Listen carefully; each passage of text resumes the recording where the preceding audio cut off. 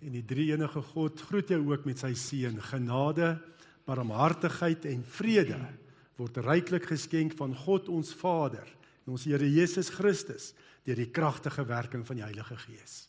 Amen. Jy kan sit. Ons kry in 1 Petrus 2 vers 11 tot 17 riglyn. Gee Petrus vir ons ook deur die leiding van die Heilige Gees 'n riglyn van ons nuwe lewe in Christus. En daar staan 1 Petrus 2 vanaf vers 11. Geliefdes, in die wêreld is julle vreemdelinge en bywoners.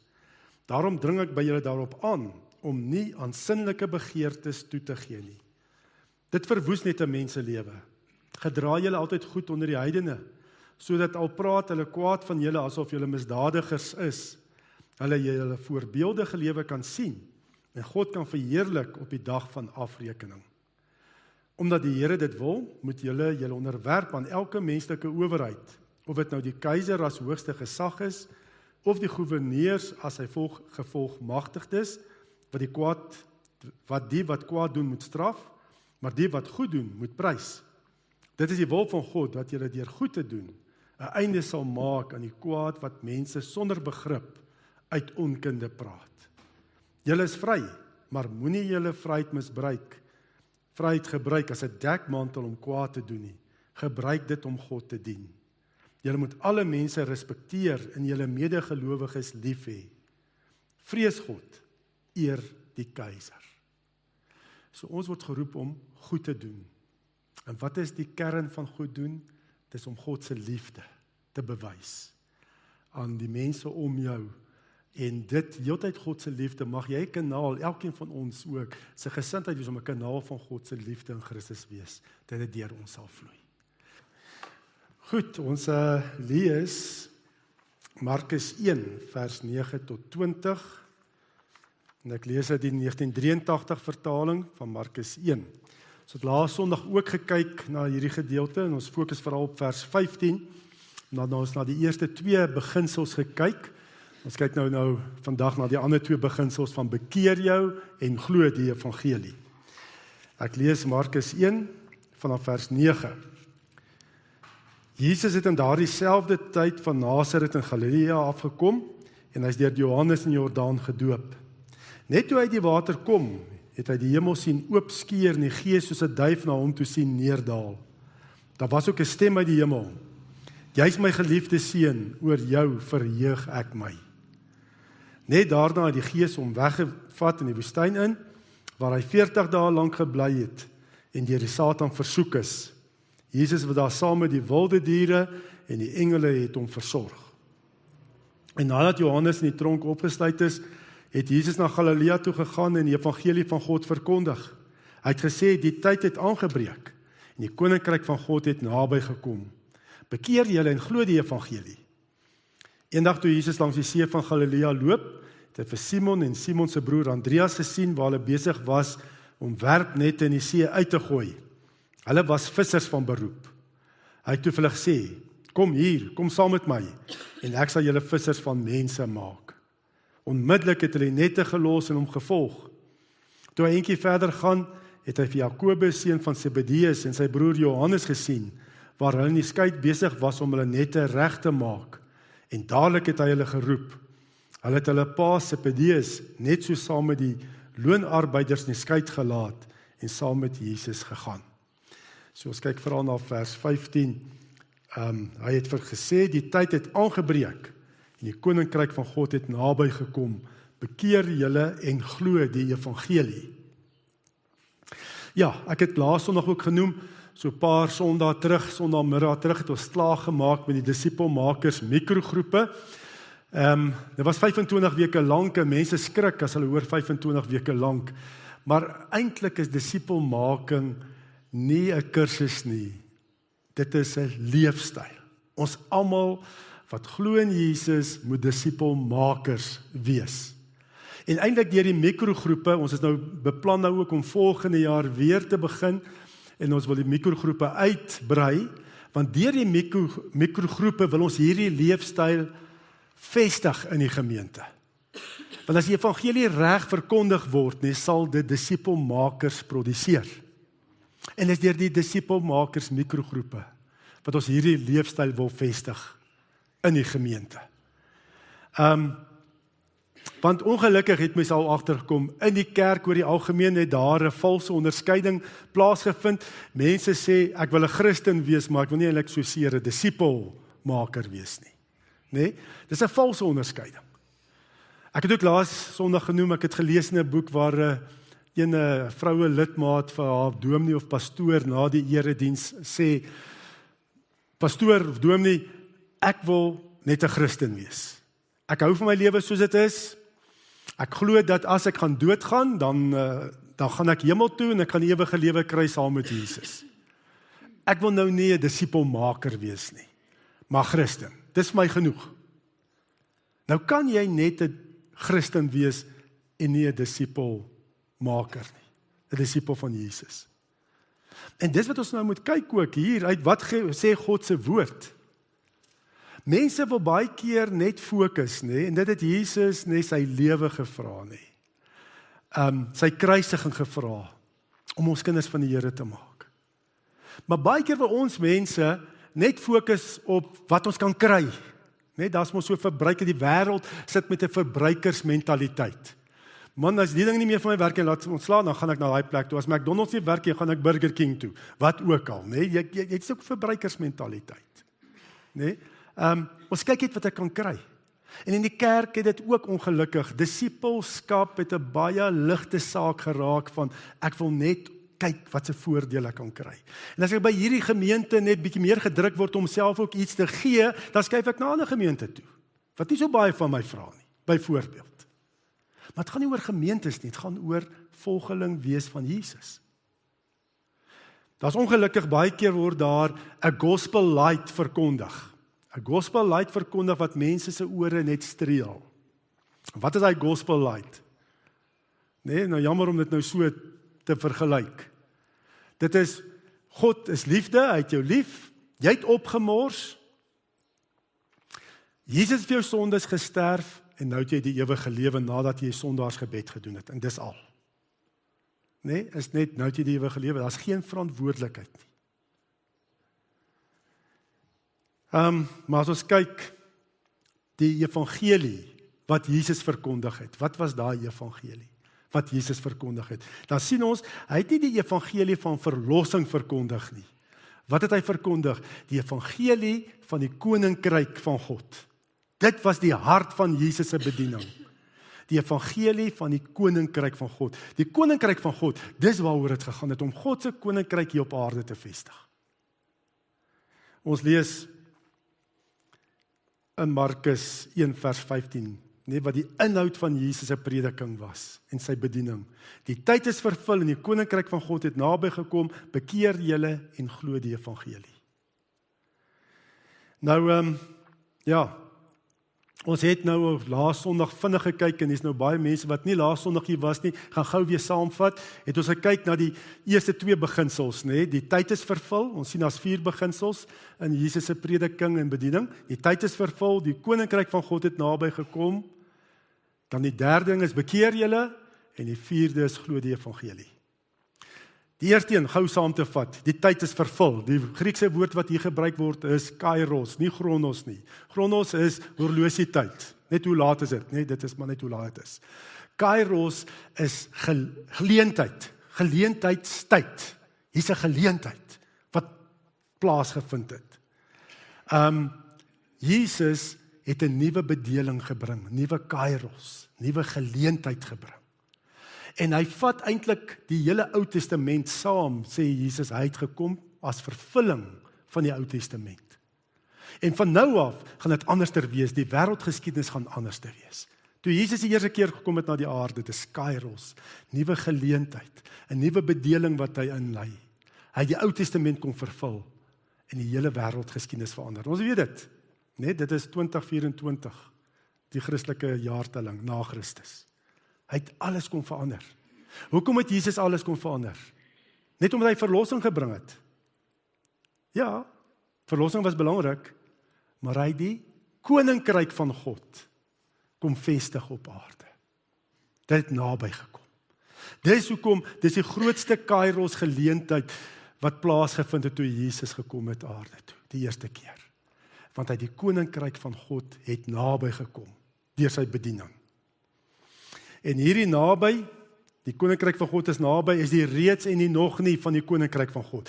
God se koninkryk is al reeds hier. Deur Jesus het God weer sy koninkryk. Onthou, Adam en Eva het die koningsheerskappy, wat God vir hulle gegee daar in die skepping, van die aarde, in die tuin van Eden, het God vir hulle was in beheer gewees van die skepping. God het gesê, julle is geskape na my beeld, gaan bewoon en bewerk die aarde. En wat het hulle gedoen? Deur die sondeval het hulle hy koningsheerskappy, wat God aan hulle gedelegeer het hulle vir Satan gegee. En met Christus se eerste koms, hier na die aarde, het God weer daai heerskappy kom terugvat uit Satan se hande. En hy het weer kom heers hier op aarde. Hoe het Jesus dit gedoen? Deur sy kruis en sy opstanding. Toe hy gesterf het vir ons sondes aan die kruis, en toe hy opgestaan het uit die dood, het hy Satan, die sonde, die dood en die bose magte oorwin. En net voor sy hemelvaart, toe sê hy mos dan ook, aan my is alle mag gegee in die hemel op die aarde. So, God se koninkryk is naby, is hier. Sy toekomstige koningsheerskappy is al reeds hier. Maar dit is nog nie volmaak nie, ons weet dit. Nee? Met Jesus se tweede koms gaan dit volmaak. Sy heerlikheid gaan alles vul en gaan hy absoluut net koning wees. Hier gaan nie meer sonde en slegte dinge wees hier op aarde. Gaan 'n nuwe hemel, nuwe aarde wees. Maar daai toekomstige koningsheerskappy is nou al reeds hier, maar nog nie in volmaaktheid nie. En elke nou en dan breek dit deur in hierdie sondige wêreld. Wanneer breek dit deur? Toe Jesus verkondig die evangelie net, toe hy die evangelie van die koninkryk verkondig, kom mense tot geloof, dan breek die koninkryk deur. Mense word gered, ontvang die ewige lewe. En Jesus het nie net gepreek met gesag nie, hy het dit ook gedemonstreer deur die wonderwerke wat plaasgevind het nie. Mense is genees, bose geeste is uitgedryf, alles. So God se koninkryk sal hier, maar dit is nog nie volmaak nie, wat nie al die siektes genees nie. Ons weet dit. En die Here delegeer dit ook aan ons. Nee, ons moet in hierdie tyd van reeds en nog nie, moet ons Jesus se hande en voete wees. Dat die koninkryk wat naby is, wat hier is, kan deurbreek in en deur ons. En hoe gebeur dit? Dit is wanneer ons ook deur die krag van die Heilige Gees funksioneer in die gawes van die Gees. Wat sy gawes 1 Korintiërs 12? Dit is 'n woord van kennis, wysheid, genesing, onderskeiding van geeste, wonderwerke. Dit gebeur. Die Here wil ons gebruik, dat sy koninkryk wat hier is, maar nog nie volmaak is nie, deurbreek in hierdie sondegevalle wêreld, deur jou en my. Die gemeente se visie is ook, mos omgee gemeente gesalf vir genesing en bevryding. So ons sê, ons wil met Jesus se bediening aangaan hier op aarde.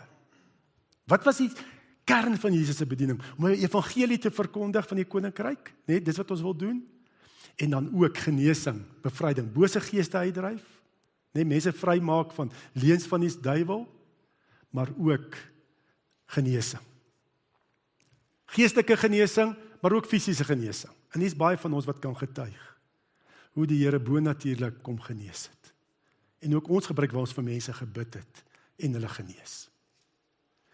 So dit is die kern van Jesus se prediking en bediening. Die koninkryk van God het naby gekom. Dit is al reeds hier, maar nog nie in sy volmaaktheid nie. Maar dit breek deur in hierdie sonde. Elke nou en dan breek dit deur. As mense kom tot geloof. Maar dis die kern van Jesus se bediening. Maar nou sê hy, bekeer julle. Omdat die koninkryk van God naby gekom het, moet ons bekeer.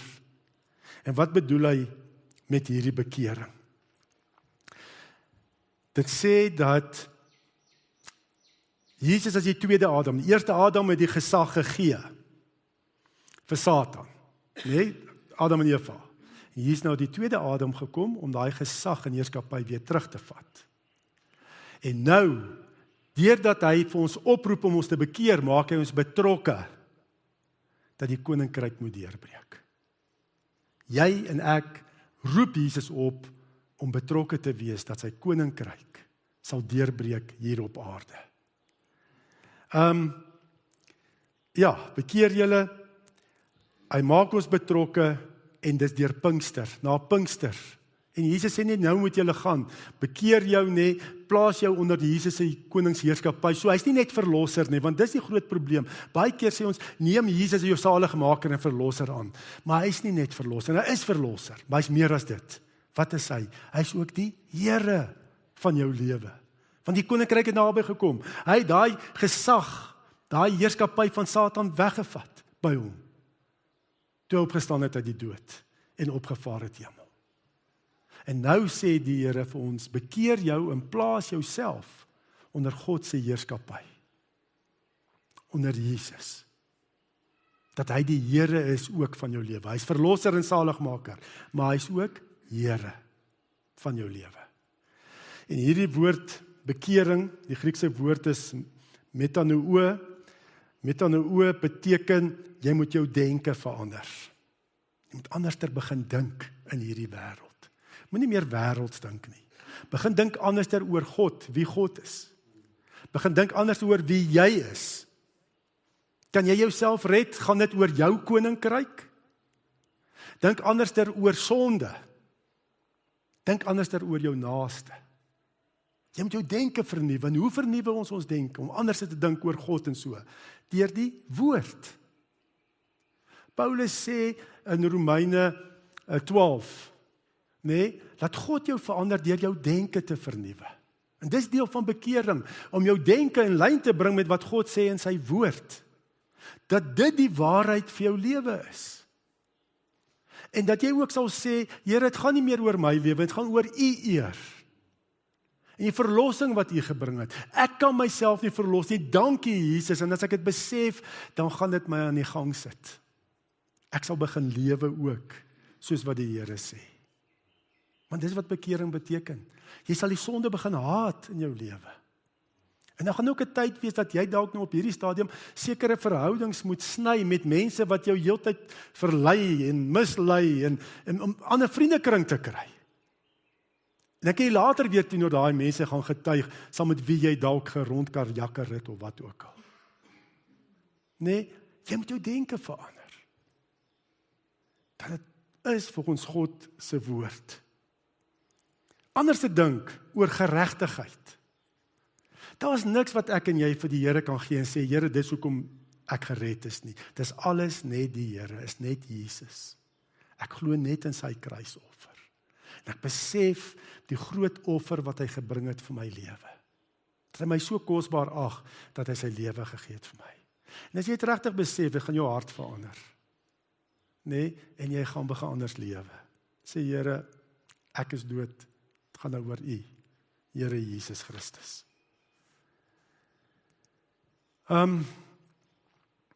Draai weg van die sonde. Neem radikale besluite om jou weg te kry van plekke van misleiding en verleiding. Draai weg en stap terug na die Here toe. Sê, Here, lei my. En dis wat glo die evangelie ook maar is. Geloof, wat is geloof? Dit is kennis dat Jesus vir my sondes gesterf het en dat God se koninkryk naby gekom het. Dis vertroue, dis die ander deel. Jy weet dit nie net nie, jy vertrou dit ook. Jy vertrou jou lewe met die evangelie van die koninkryk en jy gaan dit lewe ook. Dis wat Jakobus ook sê. Hy sê mos ook geloof sonder dade is dood. As jy nie jou geloof lewe nie, beteken dit niks. Wys my jou geloof deur jou dade. Ons word nie gered deur ons dade. Dit is nie daaroor dat ek hierdie lewe lei om gered te word nie. Dit is omdat ek gered is. Lewe ek ook wat God sê in sy woord. Lewe ek ook die redding in Christus.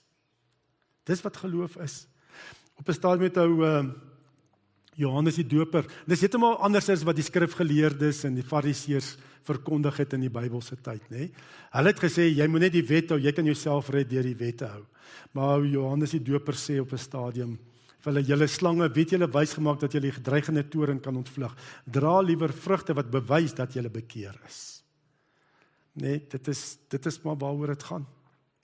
Leef ook, glo die evangelie van die koninkryk van God. Leef dit ook. Nou wil ek vra, kan jy 'n Christen wees sonder 'n disipelskap, sonder om 'n disipel te wees? Volgens Jesus se prediking is dit onmoontlik. Dit is 'n nuwe bedeling waar die koninkryk naby gekom het. En God sê, bekeer jou, hy maak jou betrokke, dat jy ook begin bid, soos hy geleer het nie, onse Vader, laat u koninkryk kom. Jy raak betrokke dat God deur jou kan werk, en sy koninkryk kan vestig in hierdie lewe. Nee, deur die evangelie te verkondig aan iemand, en iemand kom tot redding. Deur wonderwerke te doen, nee, bose geeste uit te dryf, genesing, wat ook al, en mense ervaar die krag van die evangelie van die koninkryk, en hulle vra, wat gebeur nou? En dan kan jy die evangelie verkondig.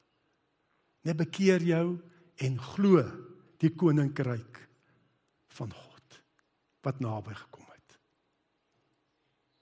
Maar hoekom baie keer in die kerk, wat gebeur? Ons is te bang. Ons is te bang om te getuig. Ons wil net Christen wees, maar nie disipel, in elk geval, Christenskap en behels disipelskap. Dit is 'n valse onderskeiding wat mense maak. Hoekom gebeur dit? Net dat ons so 'n valse onderskeiding maak. Dis omdat in die westerse kerke baie gefokus word op kennis. Ons dink as jy iemand net die kennis sal gee, dan gaan dit sy lewe verander. En ons ontleed die skrif deur grammaties historiese eksegese. Dis nou 'n wetenskaplike metode hoe ons die boodskap, die oorspronklike boodskap kry en dit dan oorbring ook na vandag toe. Wat sê die Here vir ons vandag? En ons dink as ons net kan preek en vir mense sê wat die Here sê, dan gaan hulle lewe verander. Dit werk nie so nie. Om net kennis te kry, verander nie, bring nie geloof nie. Nee, ek weet hoe oorwinnaars praat, daai krimora geloof. It's not inside, it's on top. Net 'n klomp kennis. Kennis verander nie jou karakter nie. Wat verander dit? Wanneer jy deur die Gees begin funksioneer in sy gawes. Wanneer jy begin doen. Dis wanneer 'n mens regtig leer en jy groei in jou verhouding met die Here. Is wanneer jy doen. En dit wat Jesus, en Gerard gebid daarvan, Jesus het nie sy metode, nee, hoe hy die evangelie van die koninkryk van God verkondig het, was 'n rabbynse manier. En hy het meer gefokus op die doen, want die doen gaan jy groei. So ons as gemeente moet doen. En ek is dankbaar, die dinge wat nou gebeur, nee, dis geleenthede waar ons kan gaan doen, en mense doen. Nee, wat het Jesus, hoe het hy die mense, hoe het hy hulle volgelinge van hom gemaak, disciples? Hy het gesê, eerstens, hy het sy disciples geroep, en dan het hy gesê, ek doen en julle kyk hoe ek dit doen. Nee, eers het Jesus die wonderwerk en die disciples het saam gegaan, en hy sê, ek sal doen, julle kyk hoe dit gedoen word. Toe sê hy later, ek doen en julle help my. Nee, en hulle begin saam brood uitdeel, en die visies, en al daai goeders, nee, hulle is deel van die wonder wat gedoen word. So ek doen en julle help. En dan later sê hy, wat sê volgende stap? Julle doen en ek help julle. Nee, hulle gaan bid daar vir die mense en Jesus, hulle nie regkom nie, dan kom bid hy, Jesus, nee, dan help hy hulle. Daar een plek kon, hulle moes nie die wonderwerk plaasvind nie, hulle kon dit nie uitdryf nie, en toe het Jesus gekom en sê, deur vas en gebed. Nee, so hulle het gedoen en Jesus het kom help. En wat is die laaste stap? Julle, ek stuur julle. Julle doen en ek kyk. En dis vandag dieselfde. God roep jou ook deur die evangelie van die koninkryk van God, dat jy sal glo dat sy koningsheerskappy weer hier is, dat Jesus al die mag in die hemel op die aarde het.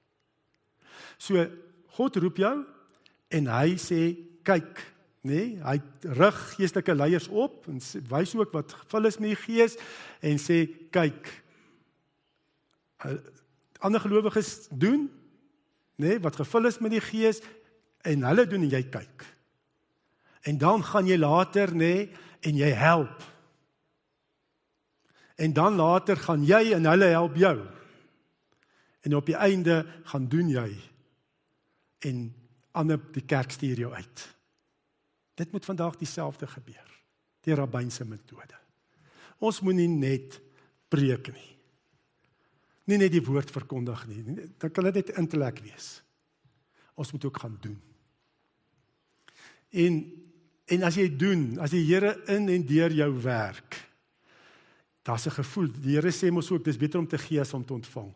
Maar elkeen van julle, en ek weet jy sit baie, nee, wat al ervaar het hoe die Here deur jou gewerk het, en jy sien die wonderwerk wat plaasvind in iemand se lewe, as nuwe lewe in iemand se lewe, nee. As jy dit beleef en jy was deel daarvan, jy word so opgebou, amper meer as daai persoon, maar albei word opgebou.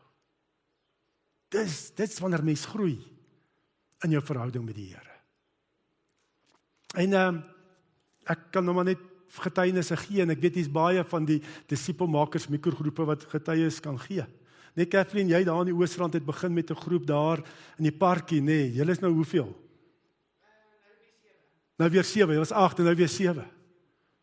Nee, dis mos wat moet gebeur. Ons moet kerk daar buite wees. Ek onthou, ek het 'n groep woensdagoggende gehad hierdie jaar, wat woensdagoggende vergader het, vriende van my van Brits, en hulle is daar op die arbeidsplaas, en die een ou, hy's in beheer van om die arbeide te pluk. So hy het honderde arbeiders onder hom. Dit is honderde mense, want jy weet 'n arbei moet met die hand gepluk word en afgestof word met 'n kwassie en goeders. So hy het honderde mense wat onder hom werk. En nou moet hy elke keer onderhandel met die stamhoofde vir werkers. Nee, hierdie stamhoofde verhuur hulle mense uit aan die plaas. En die een stamhoof, sy naam is nogal Bossie, is verskrik aggressief. En nou Bossie het so voor hom kom staan, kom skree in sy gesig en so, en hy noem dit toe vir ons. Toe sê hy, toe ons so byeenkoms het, toe sê hy, volgende week, en ons moet vir hom bid, gaan hy vir Bossie sê, hoor hierso, die Jesus is lief vir jou, en ek bid vir jou. En hy gaan die evangelie vir hom bring. En ons bid. En daai volgende week, toe Bossie weer so kom staan om sy mense, nee, as 'n stam om sy mense uit te huur, toe sê hy, kom ons staan 'n bietjie eenkant. Hy vat hom eenkant, hy sê, Jesus is lief vir jou. En ek bid vir jou. Goed. Draai daai net so. Verander heeltemal, net so. Verstaan jy, as jy die Here se liefde bly goed doen, ons het nou gelees uit Petrus. Hy verander sy hele gesindheid. Hy sê van toe af, plase langsaan, nee, het groot onluste, maar weet, die mense is aggressief en dans voor die hekke en sulke goeters, by hulle is daar vrede en die liefde van die Here.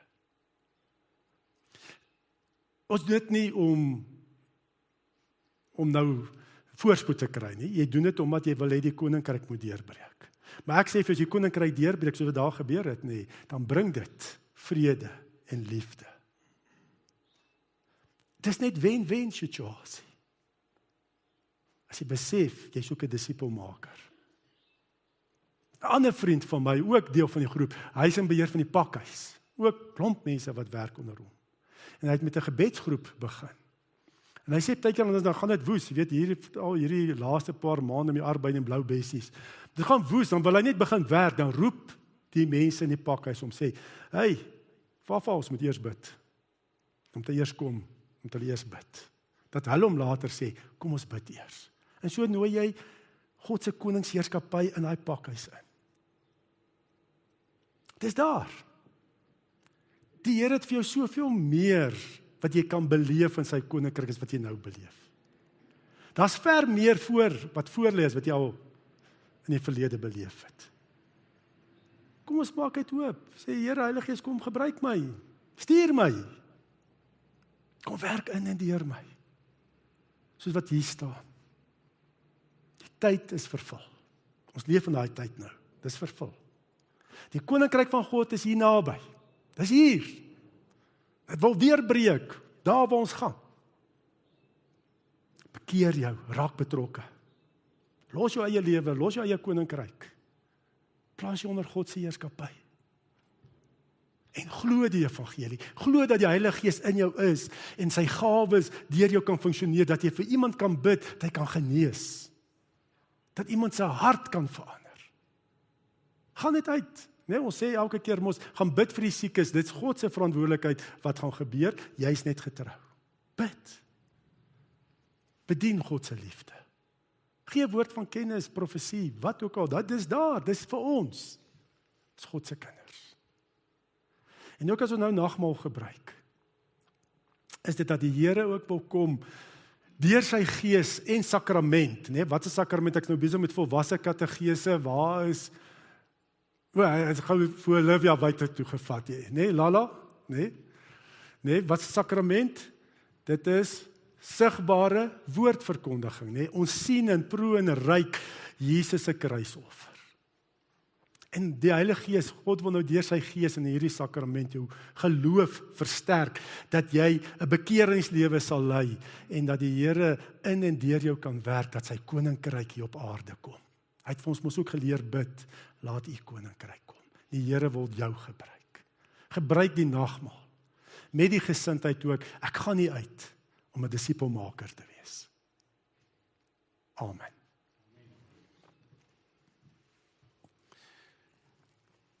Ek gaan, ons gaan nou oor om die nagmaal te gebruik, en ek gee net gou so 'n samevatting wat die formulier vir ons leer van die nagmaal.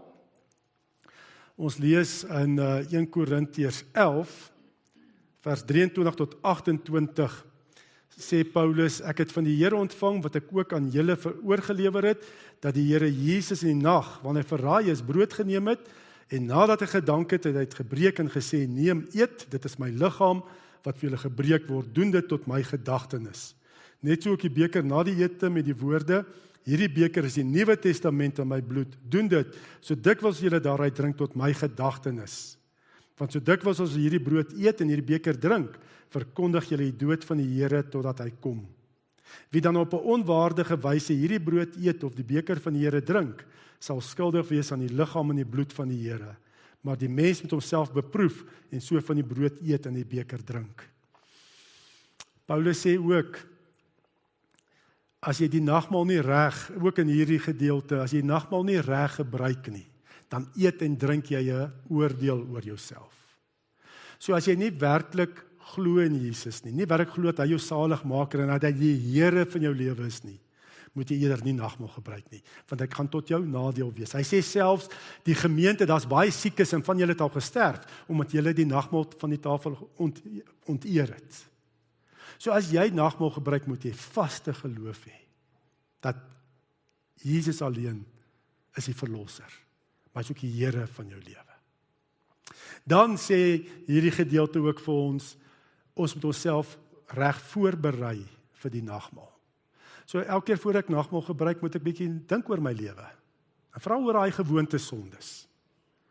En jy moet dan ook besef, daai gesonde wat jy so, ek kan myself nie red nie. Nee? As ek so kyk, ek het nou op pad hiernatoe, het ek alweer kwaad geword vir iemand in die verkeer. En God sê, Jesus het gesê, om kwaad, woede, is soos moordpleeg in jou hart. Al kyk jy ook net na 'n vrou en jy begeer, haar het jou egbreek gepleeg. Verstaan jy, sonde is daar so, ons kan onsself nie red nie. Dit moet jy besef. En dan net glo maar Jesus. Hy het vir my sondes aan die kruis gesterf.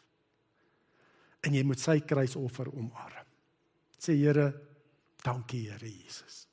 En dan, U is ook die Here van my lewe, die derde manier hoe jy jouself voorberei, ek wil nog gaan lewe vir U. Nie meer vir myself, my eie koninkryk nie, maar vir U koninkryk wat naby gekom het. Ek wil U hande en voete hier wees, dat U koninkryk kan deurbreek, in en deur my in hierdie sondegevalle wêreld. En dan ook, as ons die nagmaal gebruik, so, ons sê nie ons is sondeloos nie, as ons nagmaal gebruik nie, ons sê net ek wil 'n bekeringslewe lei. My heeltyd plaas onder Jesus se autoriteit, sy heerskappy. Dan ook die nagmaal sê vir ons ook, as ons nagmaal gebruik, as jy brood eet, dink hoe Jesus se liggaam gebreek is aan die kruis, net toe hy gesterf het vir jou sondes aan die kruis. Die wyn of die druiwesap wat jy drink, dink hoe sy bloed daar gevloei het. Dit was nie 'n mooi prentjie gewees nie. Jy kry mos sulke sketse, veral sulke Rooms-Katolieke sketse met so, wat noem mens daai ding om die kop en so, en dit is so mooi. Dit was nie mooi gewees nie. Dit was bloedig. Heilou, dankie, Jean-Roux. Nee, dit was nie mooi gewees nie. Jesus is so vermink daar, dat hy eintlik sê, dat hom amper nie kon herken nie. Sy bloed het gevloei, was bloedig. Want hy het ons sondes gedra, die wêreld se sondes aan die kruis. So dink daaraan. En dink ook en weet ook, toe hy gesê daar aan die kruis, my God, waarom het U my verlaat? Nee, hy het God verlaat en hy het gehad dat ons nooit van God verlate sal wees hier op aarde nie. Hy was van sy Vader verlaat, sodat ons nie verlaat sal word. En dan sê die Heilige Gees ook met die nagmaal, sê die Heilige Gees ook, hy bind ons as een familie saam, want dis een brood wat gebreek word, soos ons een liggaam is. Nee, onthou ons is 'n eenheid. Ons het net een hoof. Dis nie 'n ouderling of 'n dominee of 'n pastoor of bishop of wat jy wil noem nie. Wie is die hoof van die kerk? Dit is net Jesus. Jesus is die hoof van die kerk. Ons bedien net sy autoriteit hier. Nee, en ons as liggaam, ons is sy liggaam, sy bruid. Daar's 'n eenheid. Ons is een as sy liggaam. Goed. Kom ons vra dat die Here ons sal seën met die gebruik van hierdie nagmaal. Here, ons sê dankie, Here, dat ons ook die nagmaal kan vier en kan terugdink aan Jesus se kruisoffer. Hoe hy al ons sondes op hom geneem het. Hoe hy dit gedra het van sy geboorte af reg deur, Here, ons sondes, tot hy tot hoogtepunt versoening gedoen het vir ons sondes daar aan die kruis, toe hy gesê het, dit is volbring, en die laaste asem uitgeblaas het. Dankie, Here, ook dat Jesus ook opgestaan het uit die dood. En hy die dood oorwin, en hy het ook gesê net voor sy hemelvaart, aan my is alle mag gegee in die hemel op die aarde, want hy het ook Satan en sy bose magte oorwin aan die kruis. Ook die dood en die sonde, hy het vir ons sondes betaal. Here, kom versterk ons nou met die gebruik van hierdie nagmaal. Heilige Gees, versterk ons geloof, dat ons 'n bekeringslewe sal lei, as ons ook van hier af gaan, ook na die gemeente eet, en ons gaan die wêreld in, dat ons 'n bekeringslewe sal lei, en dat ons ook, Here, U hande en voete sal wees in 'n wêreld wat smag na U liefde. Here, ons fokus nou op U, in Jesus se naam. Amen. Toe gaan daarna ook. Nadat Jesus gesê het, die tyd is vervul, Koninkryk van God het naby gekom, bekeer julle en glo, het hy toe ook gegaan, en het hy vissermanne gaan roep, en hy het gesê, ek maak julle vissers van mense. En dit is wat die Here ook, hy wil jou nou seën, dat jy ook 'n visser van mense sal wees, as jy hier uitgaan. Ontvang die seën van die Here. Die genade van ons Here Jesus Christus en die liefde van God die Vader en die gemeenskap van die Heilige Gees sal by ons elkeen wees en bly. Amen.